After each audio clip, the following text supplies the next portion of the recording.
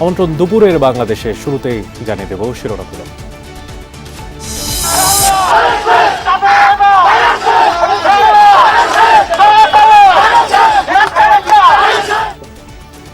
বিভিন্ন স্থানে নির্বাচনী প্রচারণায় বিএনপি প্রার্থীরা। চেয়ারম্যানের বিরুদ্ধে আচরণবিধি লঙ্ঘনের অভিযোগ উড়িয়ে দিলেন রিজভী। রাতে চট্টগ্রাম যাবেন তারেক রহমান।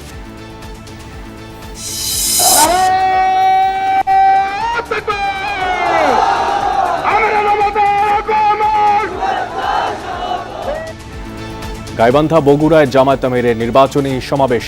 বেকার ভাতা না দিয়ে তরুণদের কর্মক্ষম করে তোলার ঘোষণা।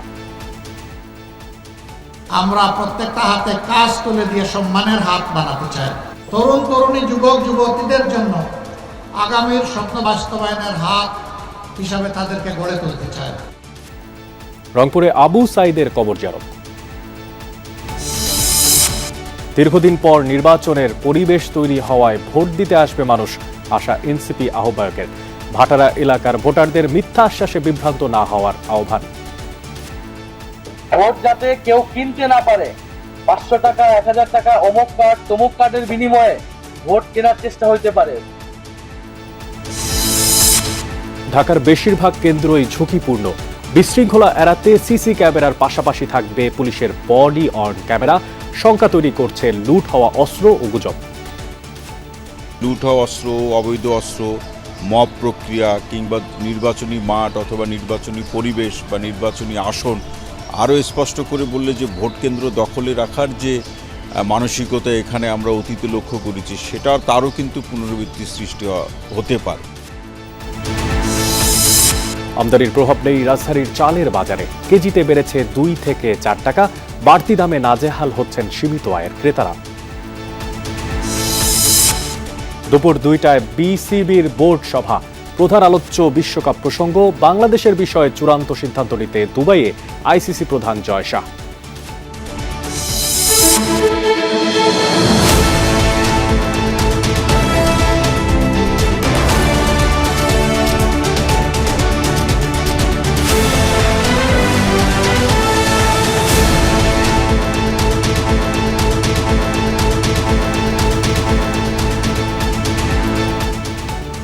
দেখছিলেন শিরোনামগুলো।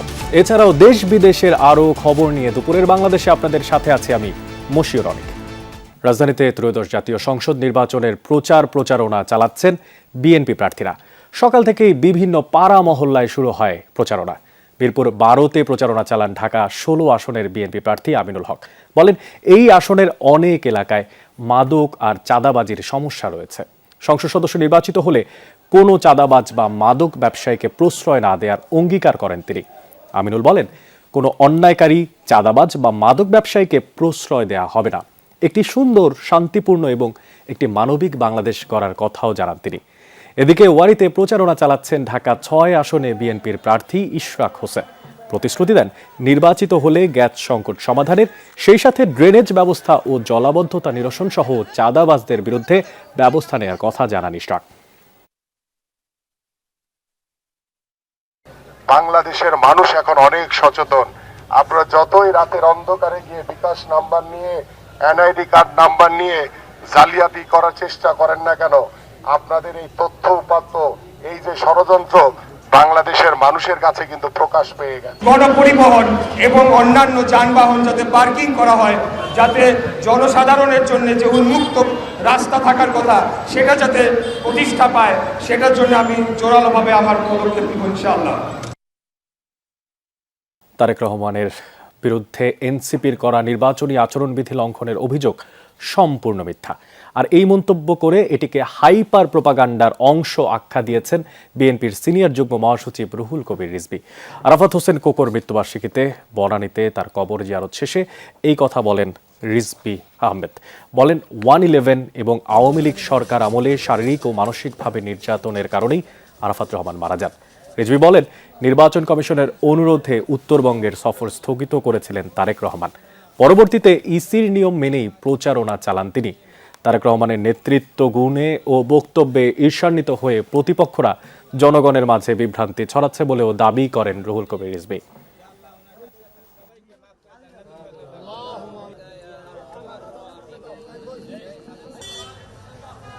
এটা একটি পরিকল্পিত হাইপার প্রোপাগান্ডার অংশ।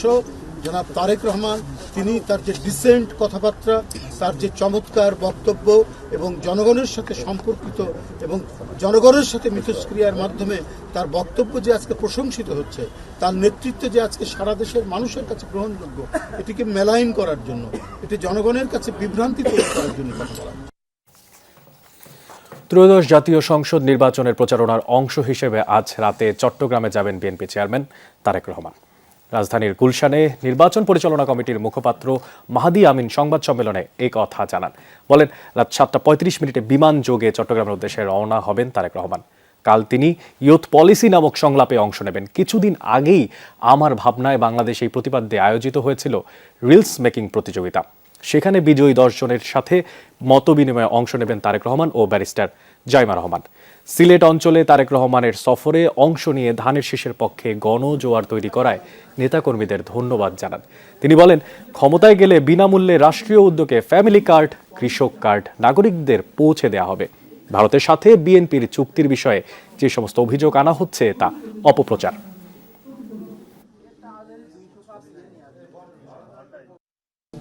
আমাদের নেতা জনাব তারেক রহমান তার নির্বাচনী প্রচারণার অংশ হিসেবে আজকে চট্টগ্রামে যাচ্ছেন। সফরের শুরুতে তিনি আজ 24শে জানুয়ারি রাত 7:35 ঢাকা থেকে বিমান যোগে চট্টগ্রামে পৌঁছাবেন এবং সেখানেই রাত্রি যাপন করবেন। আগামীকাল অর্থাৎ 25শে জানুয়ারি সকাল 9:30 স্থানীয় একটি হোটেলে তিনি বিভিন্ন বিশ্ববিদ্যালয়ের 300 জন শিক্ষার্থীদের নিয়ে ইউথ পলিসি টকে অংশগ্রহণ করবেন। দেশের তরুণ সমাজকে বেকার ভাতা না দিয়ে কর্মক্ষম করে তোলা হবে, এমনটা জানিয়েছেন জামায়াতের আমির ডাক্তার শফিকুর রহমান। সকালে গাইবান্ধার পলাশবাড়ি পাইলট উচ্চ বিদ্যালয় মাঠে নির্বাচনী জনসভায় এই কথা বলেন তিনি। জামায়াত আমির যুবকদের প্রত্যাশিত নতুন বাংলাদেশ করতে গণভোটে হ্যাঁকে জয়যুক্ত করার আহ্বান জানান। ডাক্তার শফিকুর বলেন, কারো লাল চক্ষুকে ভয় পায় না জামায়াত। প্রতিবেশী কোনো দেশের আধিপত্যবাদ বরদাস্ত করা হবে না। তিনি বলেন, দেশের আকাশে এখনো কালো ছায়া দেখা যাচ্ছে। আগামী নির্বাচনে সেই কালো ছায়া দূর করতে সবাইকে ঐক্যবদ্ধ থাকার আহ্বান জানান জামায়াত আমির।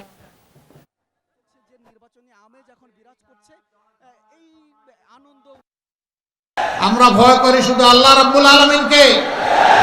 কোন আধিপত্যবাদের ছায়া বাংলাদেশে আমরা দেখতে চাই না। আমরা প্রতিবেশীদেরকে আমাদের প্রতিবেশী হিসাবে দেখতে চাই।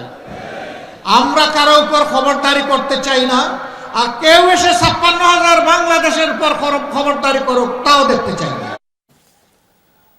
এর আগে সকালে রংপুরের পীরগঞ্জের বাবনপুরে শহীদ আবু সাঈদের কবর জিয়ারত এবং তার পরিবারের সাথে দেখা করেন জামায়াত আমির।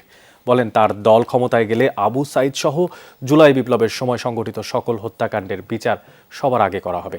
ডাক্তার শফিকুল বলেন, আবু সাঈদ সহ জুলাই শহীদরা ফ্যাসিবাদ দূর করে যে দায়িত্ব দিয়ে গেছে, জামায়াত সেই লড়াই অব্যাহত রাখবে। তিনি আরও বলেন, শহীদদের আকাঙ্ক্ষা ছিল বৈষম্যমুক্ত, দুর্নীতিমুক্ত ও ফ্যাসিবাদ মুক্ত বাংলাদেশের, যেখানে যে যার যোগ্যতা অনুযায়ী অবদান রাখবে, থাকবে না কোনো ধরনের বৈষম্য। যুব সমাজের আকাঙ্ক্ষা বাস্তবায়নে তার দল সর্বোচ্চ চেষ্টা করবে বলে আশ্বাস দেন ডাক্তার শফিকুল।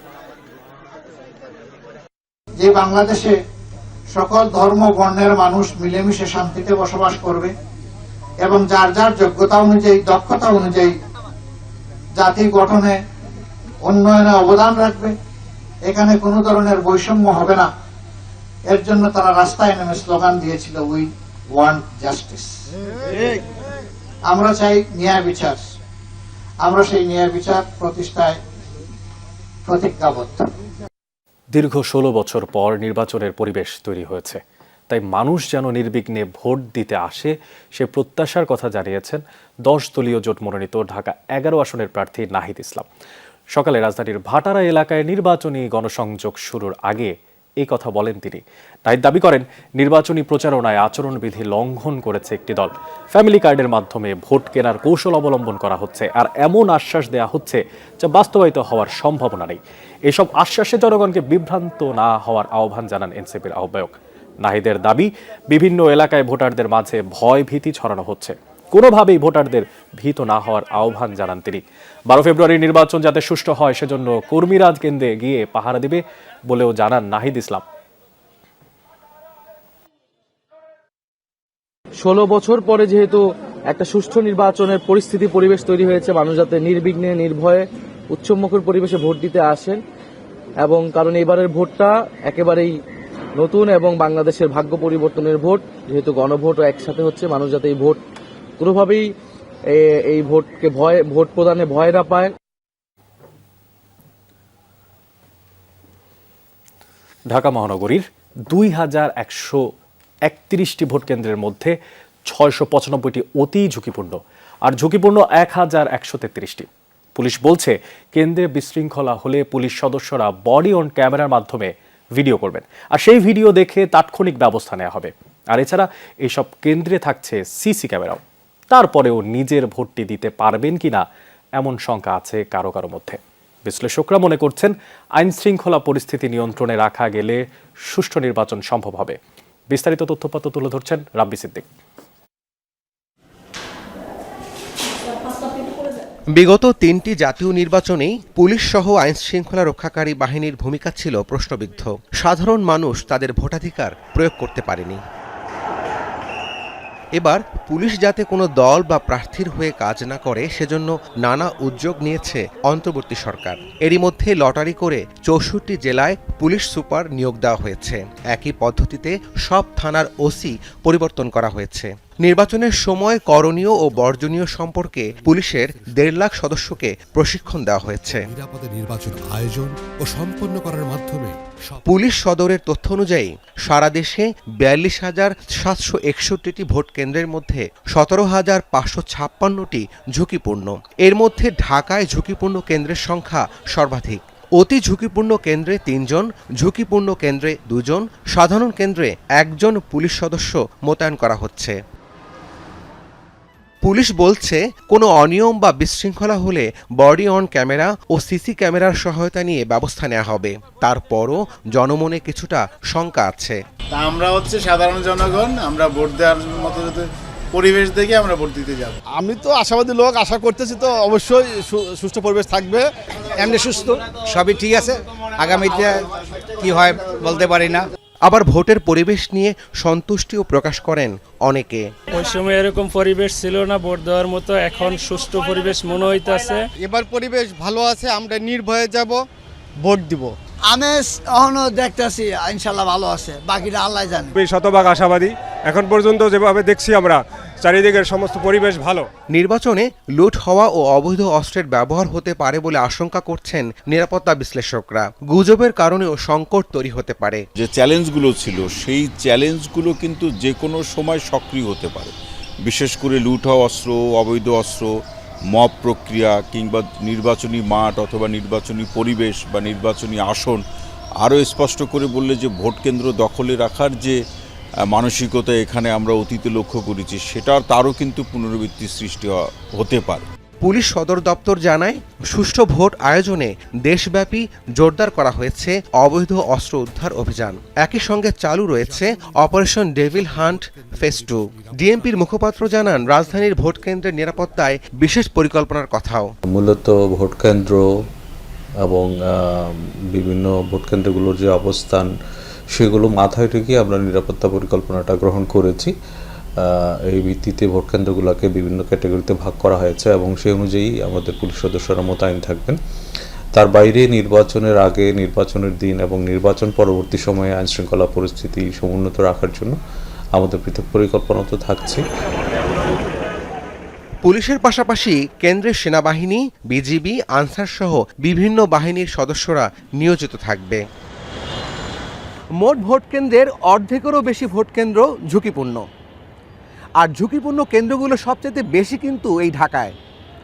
আর এটিকে চ্যালেঞ্জ হিসেবে নিয়েছে আইন শৃঙ্খলা বাহিনী। এখন দেখা যাক কতটা সফল হতে পারে ঢাকার নগর পুলিশ। রাব্বি সিদ্দিকী, যমুনা নিউজ, ঢাকা। আসন্ন নির্বাচনকে সামনে রেখে ভোটের উত্তাপ ছড়িয়েছে বেশ। নির্বাচনী প্রচারণাতে মত্ত আছেন প্রার্থীরা। সারা দেশ থেকেই টুকটাক আমাদের কাছে খোঁজ খবর জানাবেন আমাদের সহকর্মীরা। তবে শুরুতেই চলে যেতে চাই বরগুনাতে। ঠিক সেখানে আছেন আমাদের সঙ্গে সহকর্মী ফেরদৌস খান ইমন। ইমন, প্রার্থীদের নিশ্চয়ই আপনি প্রার্থীদের সাথে কথা বলছেন, কেমন প্রচারণা দেখতে পাচ্ছেন এবং তারা কেমনটা আশাবাদ ব্যক্ত করছে নির্বাচনকে নিয়ে, সে বিষয়ে বিস্তারিত আপনার মাধ্যমে জানতে চাই।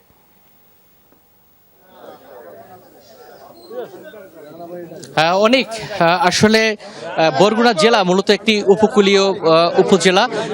পাবনা, পাথরঘাটা এবং বেতাগী এই 3টি উপজেলা নিয়ে বরগুনা 2 আসন এবং বরগুনা সদর, আমতলী, তালতলী নিয়ে বরগুনা 2 আসন। মূলত এখন প্রচারণায় সরগরম হয়ে উঠেছে কিন্তু এই জনপদ।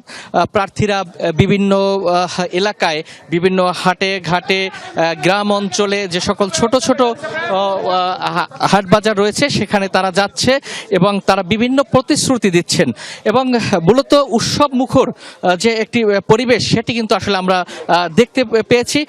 এখন পর্যন্ত কিন্তু কোনো ধরনের সহিংসতা এ ধরনের কিছুই কিন্তু আমরা খেয়াল করতে পারিনি বা সেগুলো দেখিনি। আমার সাথে এখন আছেন বরগুনা 2 আসনের বিএনপির যিনি মনোনীত প্রার্থী এবং বিএনপির ভাইস চেয়ারম্যান, উনি 3 বারের সংসদ সদস্য ছিলেন এই এলাকার। তো আমরা একটু তার সাথেই কথা বলতে চাচ্ছি। জনাব নুরুল ইসলাম মনি, আমরা একটু জানতে চাচ্ছি যে আপনি এলাকায় যাচ্ছেন, মানুষের আসলে কি দাবি দেওয়া আপনার কাছে? আপনি এর আগেও সংসদ সদস্য ছিলেন এবং আপনি তাদেরকে কি প্রতিশ্রুতি দিচ্ছেন? আমি একটাই প্রতিশ্রুতি দিচ্ছি, তাহলে বিগত দিনে মানুষ আমাকে দেখেছে, উন্নয়নের সকল কর্মকাণ্ডের সাথে আমি জড়িত। এই এলাকার যতটুকু উন্নয়ন হয়েছে সেই উন্নয়নের কার্যক্রমটা আমার হাত দিয়েই হয়েছে। মানুষের আস্থা আছে আমার প্রতি, মানুষ বিশ্বাস করে এবং ধানেশকে বিজয়ী করবে। বিকজ আমি প্রতিশ্রুতি দিচ্ছি না, একটাই প্রতিশ্রুতি দিচ্ছি, আপনাদের কাছে আমি আছি। এই মানুষের কাছে আমি আছি, মানুষ এটা বিশ্বাস করে, সেটাই প্রতিশ্রুতি, আর কি। আমরা শুনছিলাম মূলত নুরুল ইসলাম মনি, উনি বলছিলেন যে উনি মানুষের কাছে আছেন। মূলত প্রতিটা প্রার্থী কিন্তু সকাল থেকে তারা গণসংযোগ করছেন, বিকাল হলে তারা কিন্তু জনসভা করেন। এই ছিল বরগুনা থেকে। যে আমরা শুনছিলাম তার বক্তব্য এবং যেমনটা জানতে পারছিলাম প্রচারণা আসলে সবাই অংশগ্রহণ করছেন, নির্বাচনের উত্তাপ ছড়াচ্ছে বেশ। এবার একটু তাকাতে চাই নওগাঁর দিকে। নওগাঁয় এই দুপুরের সময়টাতে আসলে কেমন প্রচারণা হচ্ছে সে বিষয়ে জানার জন্য আমরা যুক্ত হচ্ছি সহকর্মী শফিক ছোটনের সঙ্গে। ছোটন, দুপুরের এই সময়টার কথা বলছিলাম, আসলে দুপুরের এই সময়টাতে প্রার্থীদের প্রচারণা কেমন দেখতে পাচ্ছেন? অনেক প্রার্থীরা ঠিক 10টার পরপরই কিন্তু মাঠে নেমেছে এবং আমরা দেখছি যে প্রতিটি প্রার্থী তাদের ভোট চাইতে এবং প্রচারণার জন্য যে মাঠে অবস্থান সেটি কিন্তু সরব এবং তুঙ্গে বলা চলে। এই মুহূর্তে আমরা নওগাঁর 3 আসনে মহাদেবপুর বদলগাছি নিয়ে যে আসনটি গঠিত সেই আসনের নওহাটা এলাকায় আছি, ভীমপুর ইউনিয়ন। এখানে সকাল থেকে গণসংযোগ করছেন বিএনপি প্রার্থী ফজলে হুদা বাবুল। তিনি প্রতিটি বাড়ি বাড়ি গিয়ে ভোটারদের সঙ্গে কথা বলছেন এবং ধানের শীষ প্রতীকে ভোট চাচ্ছেন। ফজলে হুদা বাবুল যেটি বলছেন যে তার যে প্রতিশ্রুতি সেটি হচ্ছে এই এলাকায় কর্মসংস্থানে তিনি গুরুত্ব দিতে চান এবং সেই আলোকেই তিনি ভোট প্রার্থনা করছেন। একই সাথে যেহেতু এই এলাকায় অনেক দিন ধরেই গ্রামীণ রাস্তাঘাটগুলোর উন্নয়ন হয়নি, তিনি সেগুলোর দিকে নজর দিতে চান এবং শিক্ষা ব্যবস্থাকে একটি ঢেলে সাজাতে চান, এরকম একটি প্রতিশ্রুতি দিচ্ছেন এবং মানুষের কাছে ভোট চাচ্ছেন। তবে এই আসনে 8 জন যে প্রার্থী রয়েছেন, বিএনপি, জামায়াতের প্রার্থী রয়েছেন, জাতীয় পার্টির প্রার্থী রয়েছেন, স্বতন্ত্র প্রার্থী রয়েছেন, সব প্রার্থী কিন্তু ভোটারদের কাছে যাচ্ছেন এবং নানা রকমের প্রতিশ্রুতি দিয়ে তারা ভোট প্রার্থনা করছেন। একটি উৎসব মুখর পরিবেশে 12 তারিখের যে নির্বাচন সেই নির্বাচন অনুষ্ঠিত হবে এবং সাধারণ ভোটাররা তাদের পছন্দ মতো প্রার্থীকে ভোট দিতে পারবেন। সেই পরিবেশটি কিন্তু শেষ পর্যন্ত সেই পরিবেশটি ধরে রাখার জন্য দাবি জানিয়েছেন স্বতন্ত্র প্রার্থী। তারাও কিন্তু বলছেন যে এখন পর্যন্ত তাদের অভিযোগ নেই, কিন্তু শেষ পর্যন্ত যে পরিবেশ বজায় আছে সেটি যেন থাকে, এরকম তারা দাবি করছেন। সব মিলিয়ে বলা চলে প্রার্থীদের যে পদচারণা এবং ভোটারদের কাছে যাওয়া সব মিলিয়ে করে আমরা যেমনটা দেখছিলাম শফিক, আসলে আপনি নওগাঁ থেকে যুক্ত ছিলেন এবং সেখানেও নির্বাচনী যে সমস্ত প্রচারণা তার বিষয়ে তথ্য আমরা দেখছিলাম। তৃতীয় দিনের মতো চলছে ত্রয়োদশ জাতীয় সংসদ নির্বাচনে প্রার্থীদের প্রচারণা। সকাল থেকেই মহা সমারোহে চলছে প্রার্থীদের প্রচার। কর্মী সমর্থকদের নিয়ে নিজ নিজ নির্বাচনী এলাকা চষে বেড়াচ্ছেন তারা। ভোটারদের দ্বারে দ্বারে গিয়ে তাদের মন জয়ে দিচ্ছেন নানা ধরনের প্রতিশ্রুতি। চলছে বিরামহীন পথসভা, গণসংযোগ, লিফলেট বিতরণ ও উঠান বৈঠক। দলীয় প্রার্থীদের পাশাপাশি সমান তালে জনসংযোগে ব্যস্ত সময় কাটছে স্বতন্ত্র প্রার্থীদের। নতুন বাংলাদেশ বিনির্মাণের প্রত্যয়ে ভোটারদের থেকে ভোট প্রার্থনা করছেন তারা।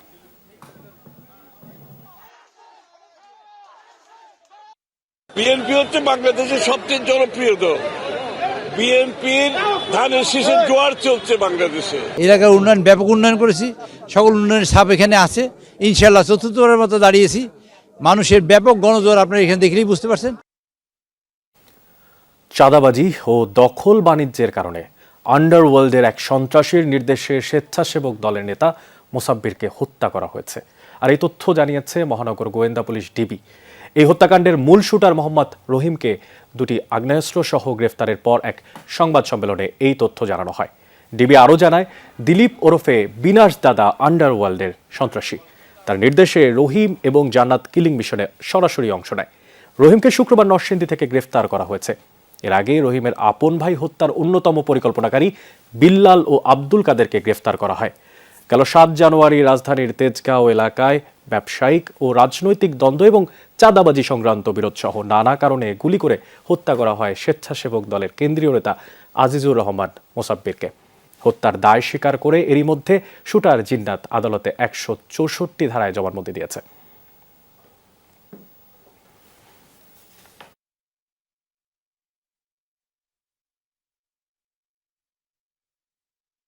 তারা ভাড়াটে এবং তারাও কারণবাজার এলাকায় আসছে, তারাও চাঁদাবাজির সঙ্গে জড়িত, এরকম তথ্যটা আমাদের কাছে এসেছে। মূল শুটার ছিল, কারণ আপনারা সিসিটিভি ক্যামেরার যে ফুটেজটা দেখেছেন, এখানে দেখেছেন যে দুইজন দৌড়া যাচ্ছে। এই সিসিটিভি ক্যামেরার ফুটেজ দেখে আমরা তাকে, আমরা আপনারা সবাই জেনে গেছেন, তার পরিচয় জানা গেছে। রাজধানীর মোহাম্মদপুরের রায়ের বাজার এলাকায় সেনাবাহিনীর বিশেষ অভিযানে কিশোর গ্যাং সদস্য সহ বিভিন্ন দুষ্কৃতিকারী সহ ১৮ জনকে আটক করা হয়েছে। অভিযানে বিপুল পরিমাণ দেশীয় অস্ত্র, মাদকদ্রব্য, মোবাইল ফোন ও নগদ অর্থ উদ্ধার করা হয়। শুক্রবার রাত 9:30 থেকে রাত 1টা পর্যন্ত রায়ের বাজারের ক্যান্সার গলি ও আশেপাশের এলাকায় বসিলা আর্মি ক্যাম্পের একটি বিশেষ দল এই অভিযান পরিচালনা করে। অভিযানে উদ্ধার করা হয় 12টি ধারালো তলোয়ার, 2টি চাপাতি, একটি চাইনিজ কুড়াল, 2টি ধারালো সামুরাই, 13টি স্মার্টফোন, মাদক বিক্রির নগদ 40,200 টাকা এবং গাঁজা। প্রাথমিক জিজ্ঞাসাবাদে আটককৃতরা মাদক ব্যবসা, ছিনতাই, চাঁদাবাজি সহ বিভিন্ন অপরাধে জড়িত থাকার কথা স্বীকার করেছে। তাদের বিরুদ্ধে বিভিন্ন থানায় একাধিক মামলা ও অভিযোগ রয়েছে বলেও জানিয়েছে সেনা সূত্র। সেনাবাহিনী জানায়, আইন শৃঙ্খলা রক্ষা ও সুষ্ঠু নির্বাচনী পরিবেশ বজায় রাখতে এই ধরনের অভিযান অব্যাহত থাকবে। দেখে চালের বাজারে স্বস্তি ফিরছে না। আমদানি শুল্ক হ্রাস, কোনো কিছুতেই নিয়ন্ত্রণে আসছে না বাজার। সপ্তাহের ব্যবধানে কেজিতে 2 থেকে 4 টাকা বেড়েছে সব ধরনের চালের দাম। বাড়তি দামে চাল কিনতে নাজেহাল সীমিত আয়ের ক্রেতারা। খুচরা থেকে পাইকারি এবং মিল গেট পর্যায়ে নজরদারির দুর্বলতাকে দায়ী করছেন তারা। অস্থিরতা বাড়ছে চালের বাজারে। উৎপাদন বৃদ্ধি কিংবা আমদানি কোনো উদ্যোগেই চালের দর বৃদ্ধির হ্রাস টেনে ধরা যাচ্ছে না। নিম্ন আয়ে মানুষের চাল বলে পরিচিত মোটা চালের কেজিও এখন 55 টাকা। নাজিরশাইল কিংবা মিনিকেট বিক্রি হচ্ছে মান বেঁধে 80 থেকে 90 টাকায়। খাদ্য তালিকায় প্রধান এই পণ্যটি কিনতেই বেসামাল সীমিত আয়ের ক্রেতারা। দাম যে অবস্থা বোঝা যায়, মনে হয় যেন আস্তে আস্তে তো বাড়তির দিকেই যাচ্ছে। চালের দাম তো বাড়তি এরকমই থাকে, প্রায় বছর খানিক ধরে একই দাম। একটু কমলে আমাদের জন্য ভালো হতো। দাম বৃদ্ধির জন্য খুচরা ও পাইকারি বিক্রেতারা দুষছেন মিলারদের। তাদের অভিযোগ, মিল পর্যায়ে সিন্ডিকেট করে দাম বাড়াচ্ছে বড় কয়েকটি কর্পোরেট প্রতিষ্ঠান। আমদানি আসলে চালের দাম হয়তো কমতে পারে বা স্থিতিশীল থাকতে পারে। যদি সিন্ডিকেট চলে তাহলে আমদানিতেও কাজ হবে না।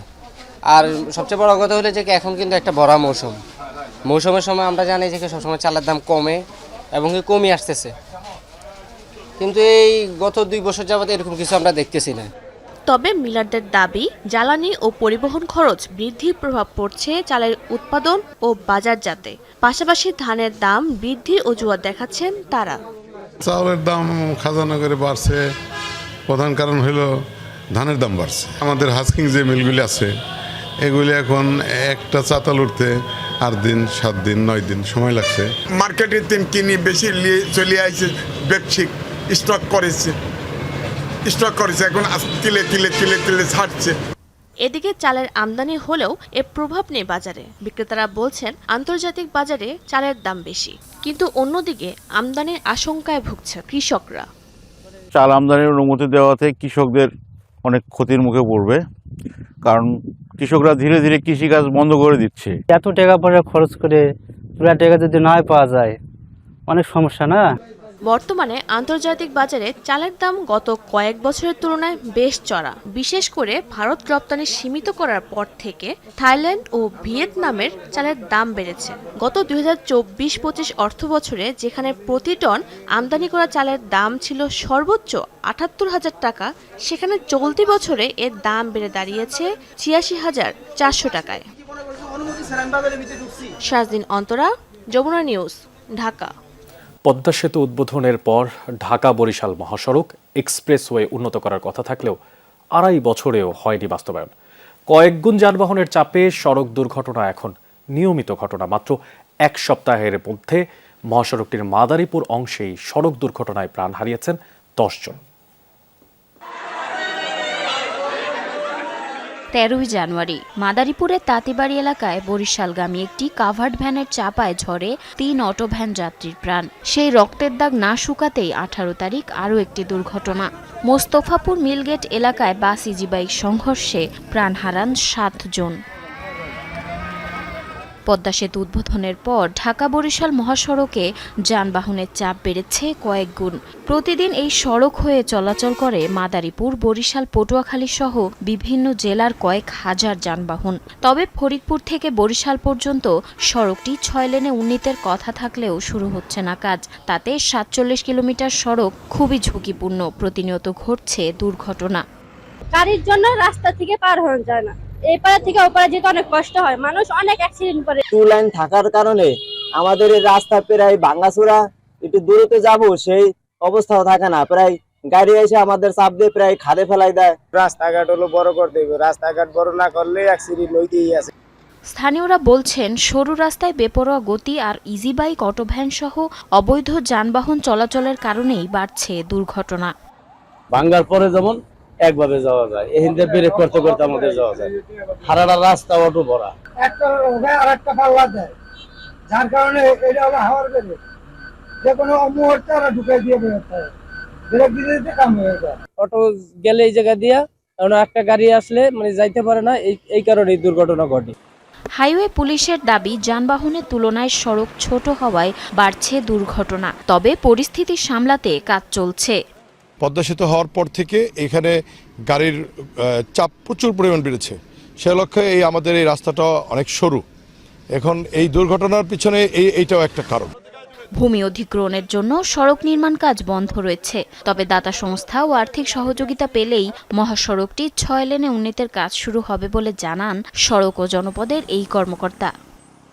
ডিপিপি প্রণয়ন এবং ডিপিপি প্রণয়নের জন্য যে ফান্ডিংটা কি আমাদের সরকারি ব্যবস্থাপনা জিওবি ফান্ডে হবে নাকি কোনো ফরেন ডোনারের টাকায় হবে, সেই জিনিসটা এখন আমাদের মেইন কনস্ট্রেন্ট। দ্রুত ঢাকা বরিশাল মহাসড়কটি এক্সপ্রেসওয়েতে রূপান্তরের দাবি জানিয়েছেন স্থানীয়রা। জারিন অর্নি, যমুনা নিউজ। অনুষ্ঠিত হলো রান ফর স্ট্রোক প্রিভেনশন 2026। প্রায় 400 জন দৌড়প্রেমী এই আয়োজনে অংশ নেয়। সকালে রাজধানীর জিয়া উদ্যানে ছিল এই আয়োজন। 2টি ল্যাপে মোট 5 কিলোমিটার দৌড়ান অংশগ্রহণকারীরা।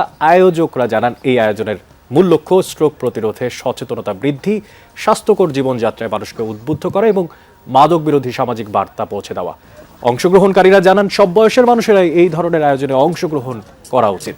এতে শারীরিক সুস্থতার পাশাপাশি মানসিকভাবেও প্রশান্তি মেলে।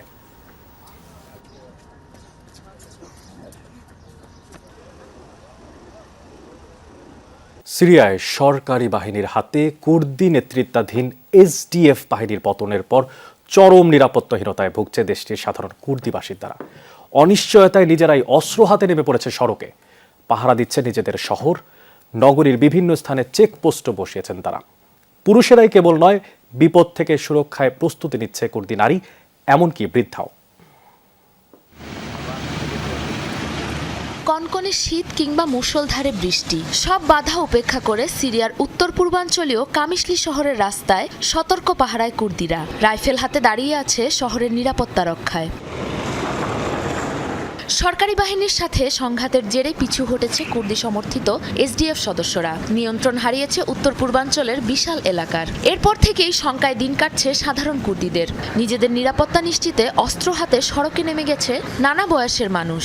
শহরের বিভিন্ন জায়গায় চেকপোস্ট বসিয়ে চলছে জোরদার পাহারা।